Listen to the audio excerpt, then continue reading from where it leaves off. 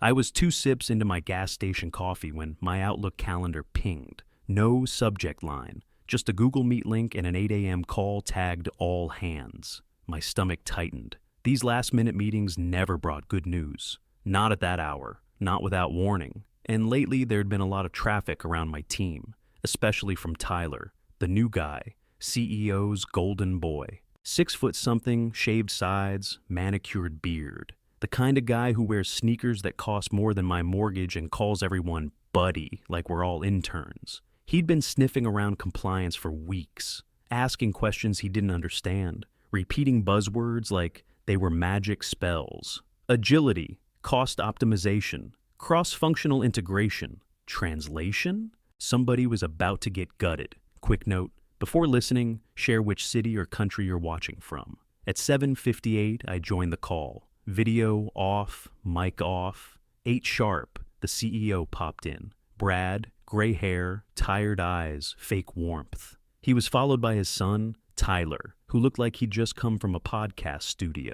Tyler took the lead. Of course he did. He stood there in the glass conference room like he owned the building. "Thanks for joining, everyone," he said, all smooth and smug. "We're streamlining a few roles to match our long-term strategic objectives." Then he looked directly into the camera, straight at me. "We've identified some legacy functions that can now be absorbed through automation and interdepartmental realignment." He paused like he was proud of himself. "Greg Stone, your role is one of those. No emotion, no warning, just a knife between the ribs, delivered with a smile." Brad tried to soften it. "This is about moving forward with agility." Tyler kept going. "Your position is being phased out, effective immediately." I didn't even get a word in. No HR rep. No private conversation.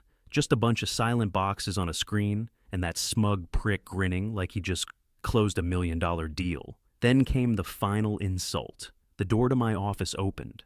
2 security guards. Both of them guys I used to eat lunch with. One of them mouthed, "Sorry, man."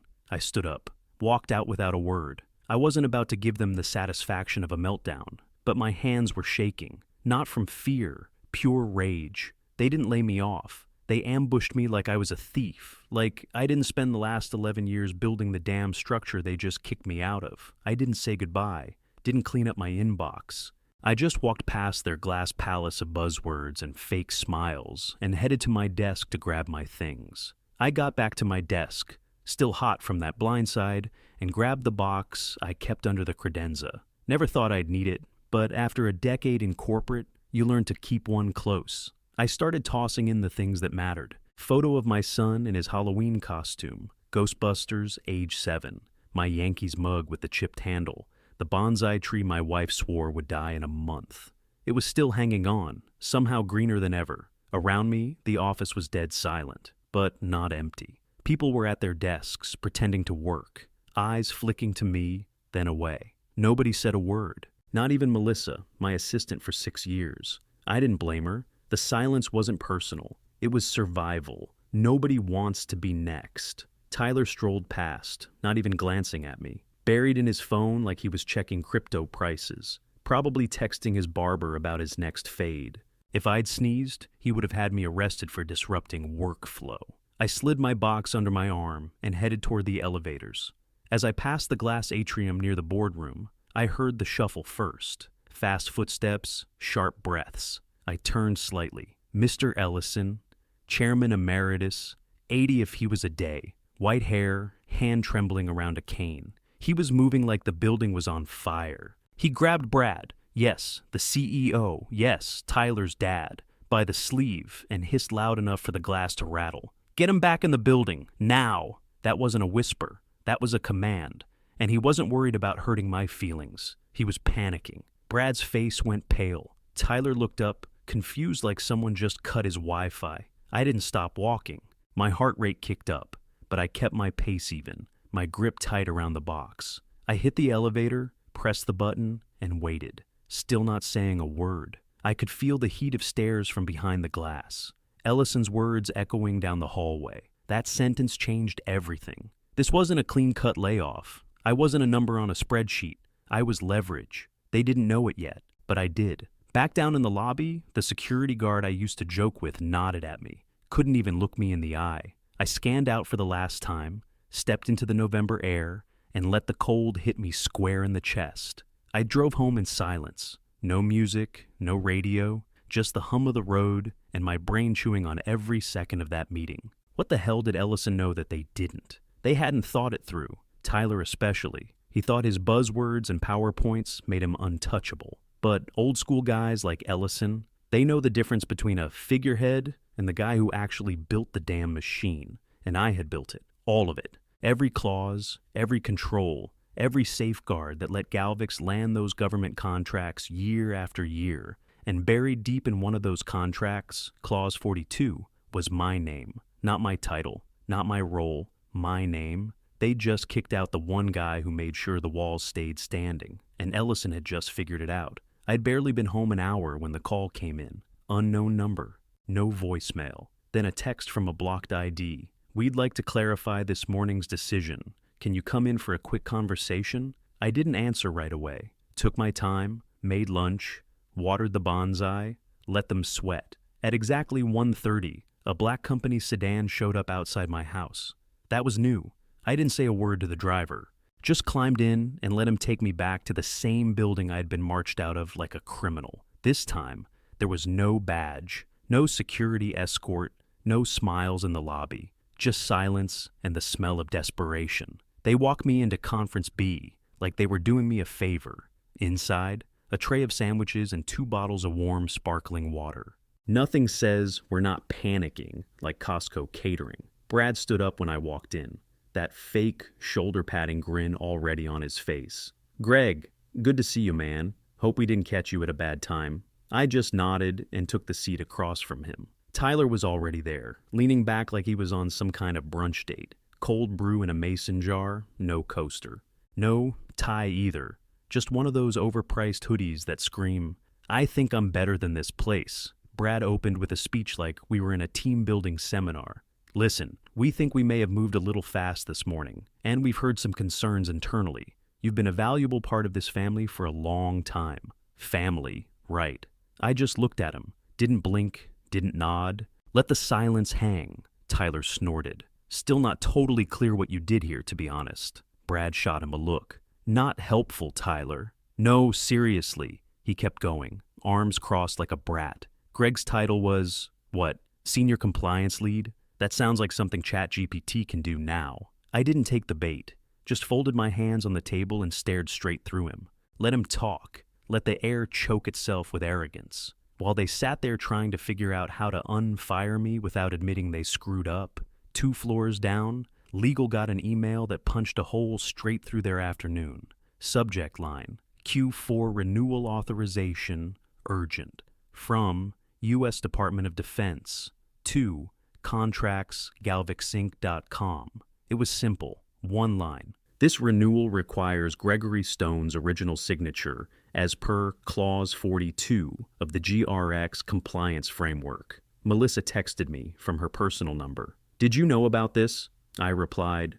I wrote it. Upstairs, I could tell something shifted. Brad's phone buzzed once, then again. He kept glancing at it but didn't pick it up. He tried to keep the tone casual. So, how are you feeling about everything? I shrugged, still processing. Brad leaned forward, like we were old college buddies. We were thinking, maybe there's a way to reframe this morning's transition. Not a termination, but more of a lateral pivot. You could advise Tyler during this.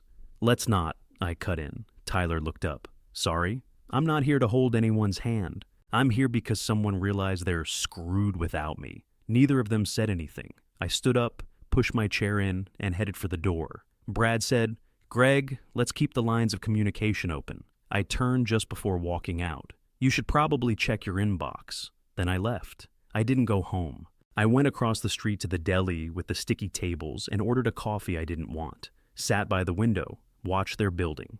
Didn't take long. 14 minutes after I walked out, my phone buzzed. Unknown number again. I let it ring. Then another. This one a 703 area code. Virginia, government. Didn't answer that one either.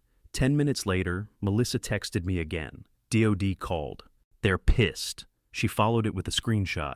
Email chain from the Department of Defense. Subject, non-compliant GRX renewal. Immediate response required. The final message was short and lethal. If Gregory Stone is no longer available, Galvix is in breach. That one sentence cracked it open. Phones rang all over that building. Legal, finance, compliance. People who hadn't spoken to me in years suddenly needed my voice, my hands, my name. Problem was, they didn't have it anymore. They had Tyler. Back upstairs, the oxygen got tight. Brad's executive assistant tried to stall the feds. Legal spun in circles looking for loopholes, but they kept hitting the same wall. Clause 42. Brad finally called another meeting. Same conference room. Same sad sandwich tray, but this time, no smiles, no coffee jars. Tyler was sitting there, scrolling his phone like he could fix this with an app. But I could see it, his foot tapping, hand twitching. I walked in without knocking. They didn't even act surprised. Brad stood. "Greg, we appreciate you making time." I said nothing. Just walked to the table, pulled out a chair, sat. Tyler's phone buzzed. Then again. Then a third time. He cursed under his breath and flipped its screen down. I pulled a sticky note from my pocket, slid it across the table. It said 2 words in black ink. Clause 42. Brad picked it up like it was a grenade. Read it.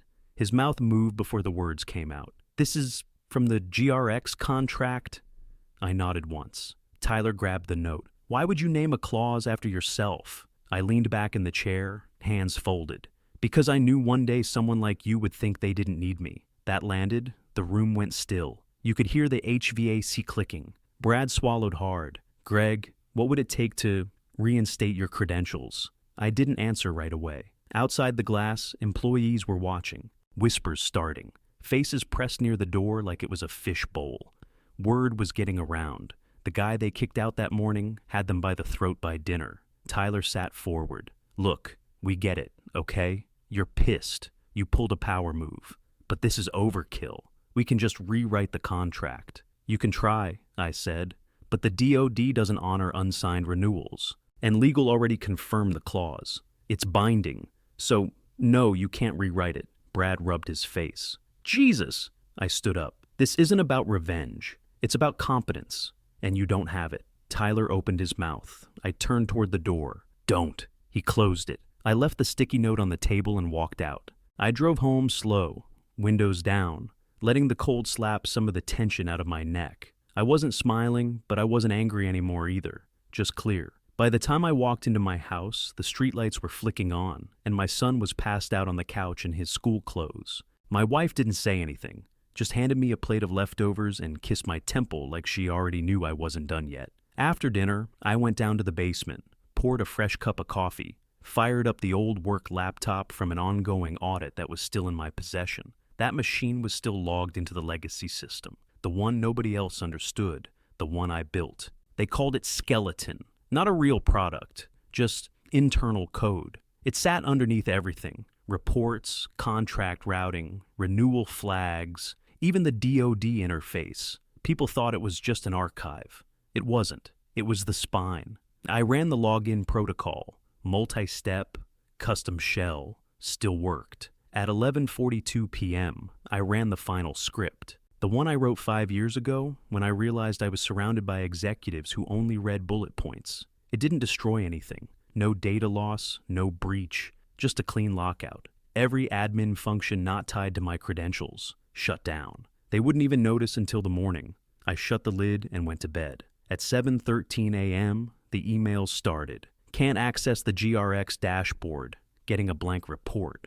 Q4 sign-off missing routing authorization. Did anyone else lose compliance admin tools? By 9 morn, they were in free fall. The approvals froze. Budget gates jammed. Every contract needing a flag or override just stalled. Skeleton was still alive, still humming, but it wasn't listening to them anymore. I sat in my home office in sweatpants, sipping coffee out of that Yankees mug, watching Tyler spin the company's Slack into a tornado of damage control. He posted a message in the company wins channel like nothing was wrong. "Hey team, experiencing some hiccups with the migration to our new integrated compliance platform. Sit tight, we'll be fully functional shortly. Migration." What a joke. There was no migration. Just him, lying to his own people like that, would keep the walls from cracking another day. I didn't reply, didn't forward anything. I just watched. Brad called twice, left voicemails full of half-baked concern. "We're all just trying to stay agile here, Greg. Let's get you back on a temp contract. Clean slate, mutual respect." I didn't return the calls. They hadn't noticed for years that the only reason their house stood upright was because someone was still in the crawl space, holding the beams up with both hands. I didn't torch the place. I just let go. No more late-night patches. No more workaround approvals. No more cover-ups for Tyler's sloppy math or Brad's ghost-signed docs. Let them feel the actual weight of the machine. This wasn't revenge. This was insurance, and the policy had just expired. By noon, they were begging IT to restore admin access. I couldn't even find the permissions table. They'd never realized I built it outside the standard architecture. Too risky to let amateurs poke around. I kept the keys in my head, nowhere else. Melissa texted again. "You seeing this?" I replied. "Yep." Then I poured another coffee and opened a new document for a new client. They wanted a system like Skeleton, only cleaner, and this time, bulletproof. 2 days later, they finally called in the big guns. DoD scheduled a formal meeting with Galvix's leadership. No buffer, no polite invite. Just a hard calendar block titled GRX Q4 Compliance Review, Urgent. Inside that call, the tone was cold, efficient. One of the procurement reps, the one with a voice like a bone saw, said flat out, "We need Gregory Stone's signature before the 15th. Brad stammered something about transition and internal restructuring. The rep cut him off. "No signature, no funding. We're not negotiating with a ghost. Clause 42 is clear." They hung up. That same hour, I got 9 missed calls, 4 texts, 2 voicemails, all Brad. "Let's talk this out, Greg. We've got a path forward. Please respond. The board is open to reinstating certain privileges." I didn't respond. I didn't even listen to the voicemails, just deleted them and moved on. Melissa texted me later that night. "I got let go." I called her. First time since everything went down. What did they give as the reason? Organizational misalignment. Translation. "I didn't cry hard enough at your fake funeral." She tried to laugh, but I could hear it. She was pissed. Hurt, too. She'd given Galvix everything. They canned her because she didn't wear the right mask. "They blame me?" I asked. "Doesn't matter. They're all drowning now." And she wasn't wrong. The weekly memos started changing tone. No more team wins or strategy sprints. Now it was full-on panic. Immediate streamlining required. Urgent tech realignment. Cross-functional pivot initiative. Tyler was signing them like some battlefield general, but every line reeked of fear. The man was flailing. The problem? You don't rebuild a spine with duct tape and buzzwords. The GRX system wasn't just a set of files. It was a living network of flags, fallbacks, and compliance triggers. Years of work, layered into one engine. And it was mine. Every clause, every override, every condition. Hard-coded, documented, and secured under protocols only I knew how to read. Tyler tried to fake a fix. They brought in some hotshot contractor out of Austin. Guy barely understood the onboarding script. Made it worse. Crashed the internal dashboard trying to override approval layers he didn't even have clearance for. Then came the letter. Certified. Thick envelope. DOJ seal. Formal notice of breach. Galvix Inc. Subject. GRX contractual noncompliance under Clause 42. Action. Immediate freeze of associated federal disbursements and performance evaluation protocols. Every account tied to GRX, frozen, every pending invoice, blocked. Clause 42 wasn't a suggestion.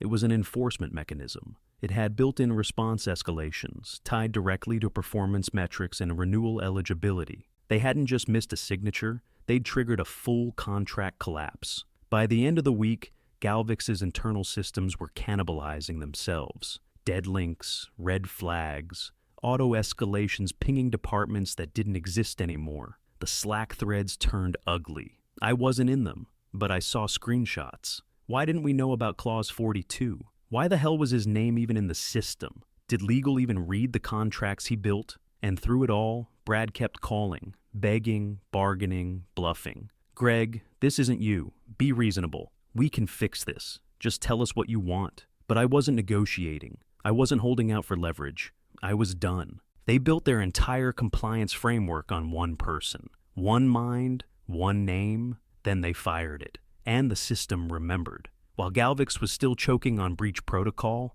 I was already 2 weeks deep into work with Rexel. No big announcement, no title, no LinkedIn post, just a quiet contract, an NDA, and a clean slate. The office was a temp trailer in Arlington. 4 desks, 1 rattling AC unit, and the sharpest procurement team I'd seen in 10 years. They didn't need a savior. They needed a system. Same contract Galvix just blew up over, GRX Q4. And now, Rexel had a real shot at it. The minute that freeze hit Galvix's accounts, the pipeline shifted. Not officially, not yet. But procurement officers started whispering. Did you hear Greg Stone left? Wait, the Greg Stone? The one who built Galvix's whole compliance framework? Yeah, he's with Rexel now. I didn't have to say a word. My name did the talking. Meanwhile, Galvix was unraveling in real time. Legal finally pulled the full GRX archive and found the original Clause 42 document. Signed, sealed, witnessed by Franklin Hayes himself. Dated 7 years ago. Ironclad. Tyler, in full meltdown mode, filed an internal request to have the clause retired and retroactively amended. Legal denied it within the hour. Melissa sent me the internal memo. 1 line from the compliance director in bold. This clause is non-amendable and permanently active. Request denied. Back at headquarters, the panic boiled over. The board called another emergency session. Mr. Ellison showed up this time.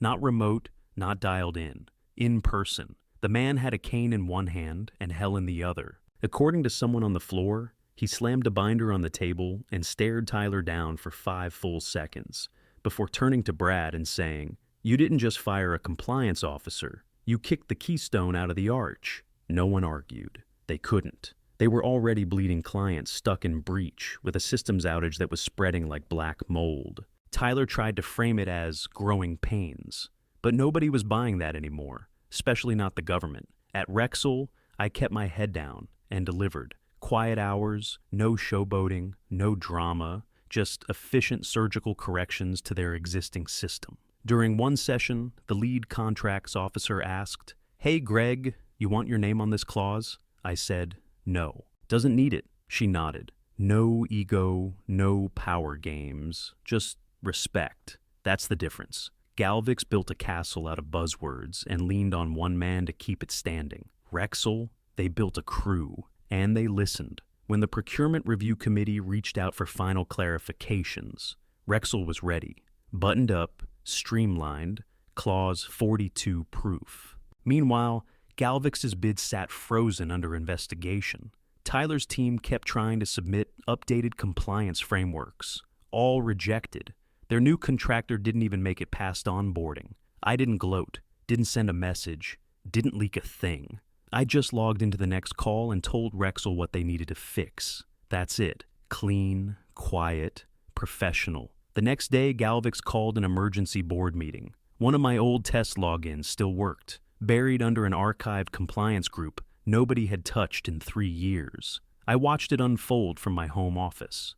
No camera, no mic, just an empty black box with System Auditor Legacy in the corner. They had no clue I was in the room. Brad looked like he hadn't slept. Shirt wrinkled, collar loose, eyes bloodshot.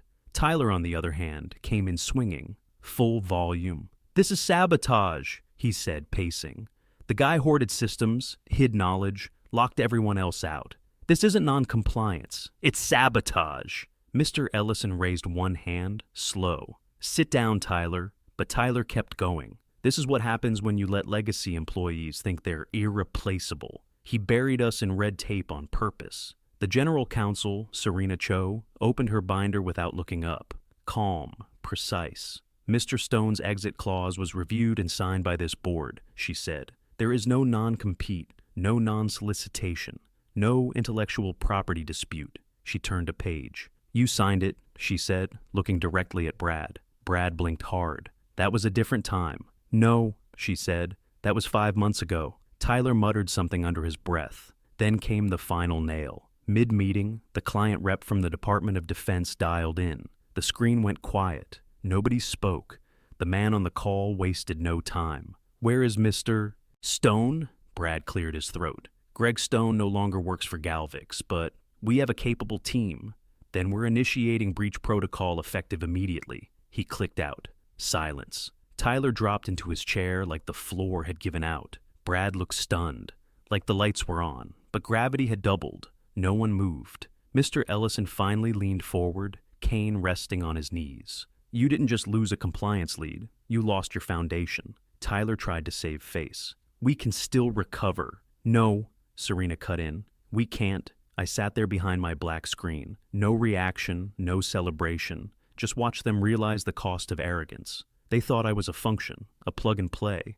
But you can't fire the architect and expect the blueprints to build themselves. By Friday, Galvix stock was down 21%. The first client to walk was Redbridge Logistics, pulled out of a multi-year contract with zero warning. Then came Trident Power Systems. Then, Westcom Defense. Each time, legal scrambled. Tyler kept pushing canned statements. We remain committed to a modern, agile compliance future. Nobody was listening. Procurement teams stopped answering their emails. CFOs ghosted them mid-quarter. The VP of Finance, Becca Harlan, 30 years in, had a breakdown during a budget review call, locked herself in her office. Her assistant had to drive her home. Brad tried to steady the ship with emergency town halls, but the employees weren't buying it anymore. Everyone saw the writing on the wall.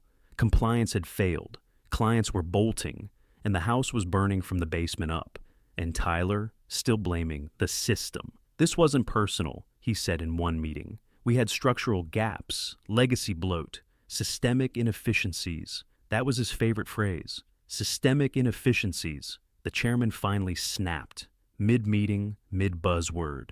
Ellison pushed himself up from his chair. Slow, deliberate. Like every vertebra wanted to speak for itself. You didn't lose Greg, he said, loud enough that nobody dared move. You pushed him out, and now he's helping the people replacing us. The room froze. Tyler opened his mouth. Ellison raised one hand. And let me be very clear, he continued. If you say the word agile one more time, I'll have your badge pulled by security myself. Nobody said a thing after that. The next day, Rexel dropped a teaser post on LinkedIn. No bragging, no names, just a quiet image. A closed manila folder stamped GRX41, sitting next to a government pen and a black mug with the words System Certified. It didn't need an explanation. Everyone in the industry knew what it meant. The contract was shifting. Galvix was out, Rexel was in, and I was already on my third review session with their audit team. I didn't talk about Galvix, didn't name names, didn't laugh at the mess. I just helped them build what I wish someone had let me build 10 years ago. A cleaner, smarter framework. One where every trigger had a trail. One where no single person had to carry the whole damn roof. And this time, I made sure the firewalls were deeper, tighter, and built to lock out fools. Control isn't about yelling in meetings. It's not about titles or buzzwords. It's about knowing which wire to cut. The shareholder meeting was standing room only. Suits packed into rows like cattle, whispering, sweating, pretending this wasn't the iceberg. Eyes darted, phones buzzed under tables. Tyler stood near the front, pale and stiff, like a man waiting to hear his own verdict read aloud. I walked in through the main doors. Not rushed, not flanked, just focused. I wasn't wearing a badge, wasn't handed a mic, didn't need one. Behind me, 2 federal reps followed in silence. Black folders under one arm. No smiles, no small talk. Just presence. The kind that makes a room sit up straighter. The chairman cleared his throat. We'll begin. The projector flipped on with a low mechanical click. One slide. Plain white background. Bold black letters. GRX41 Transition Partner. Rexel Federal Solutions. The silence didn't fall. It slammed. You could hear careers die in that second. Brad stood up too fast, trying to play calm. Now, listen, we can still... I cut him off without raising my voice.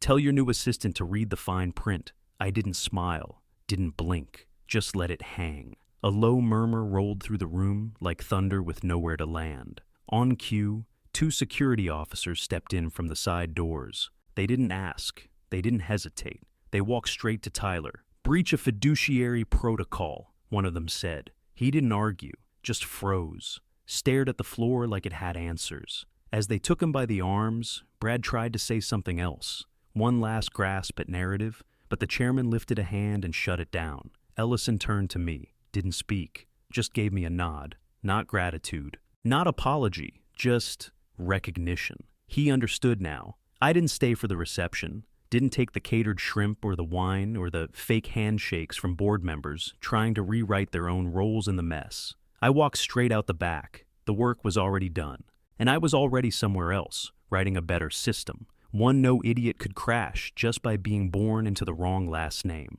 Control isn't loud. It's not chaotic. It's surgical. And by the time they noticed who held the knife, I was already gone. Was firing Greg a business decision or the dumbest mistake in the company's history? Drop your thoughts in the comments. And hit like and subscribe for more revenge stories.